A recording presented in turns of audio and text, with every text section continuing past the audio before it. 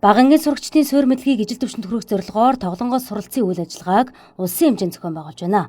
За үүнд Дорнтой аймгийн Хэрлэн сумын 11-р сургууль, Хангуул Цогцлбор сургууль, Сэргэлэн Хөлөн бүр сум, Ялалт багийн сургуулиуд багтсан бөгөөд өнөөдрөөс монгол хэлний 3, математикийн 2 дугуйлан хичээлж эхэллээ. Сургууль бүр өөрийн суралцагчдаа үнэлж дугуйланд хамрагдах шаардлагатай хүүхдийг сонгож суралцуулах бөгөөд 2 сарын хугацаанд үргэлжилнэ.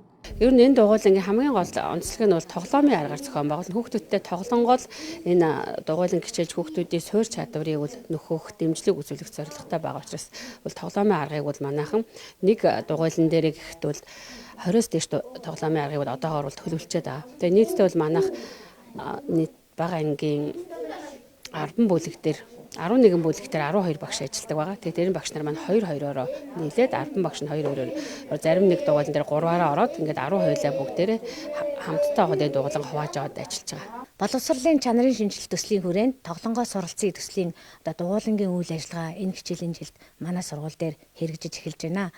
За багш нар 3-аас 5 дугаар ангийн сурагчдаас математикийн чадвар, унших чадварын бол судалгааг авч сурагчдаа бид нар сонгосон байгаа.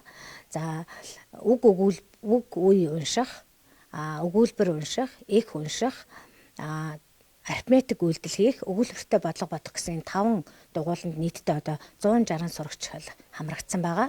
За бид нар төслийнхөө хүрээнд худалдан авалт, одоо төлөвлөгөө, хөтөлбөр, одоо анги танхимаа бол бэлтгэж одоо сургалт дугуйлангийнхаа үйл ажиллагааг бол эхлүүлж байна. Хэрлэн сумын 11-р сургуулийн тухайд тоглонгоос суралцсан дугуйланг үргэлжлүүлэн бүтэн жилийн турш хэрэгжүүлэхээр төлөвлөжээ. За уг үйл ажиллагааны хүрээнд сонгогдсон сурагчдын суурь мэдлэг бусад хүүхдийнхтэй ижил төвшөнд хүрнэ, мөн багш нарын боловсруулалт туршсан тоглоомын хэлбэр бүхий шилдэг арга зүй нэвтрэн гэдгийг онцоллоо.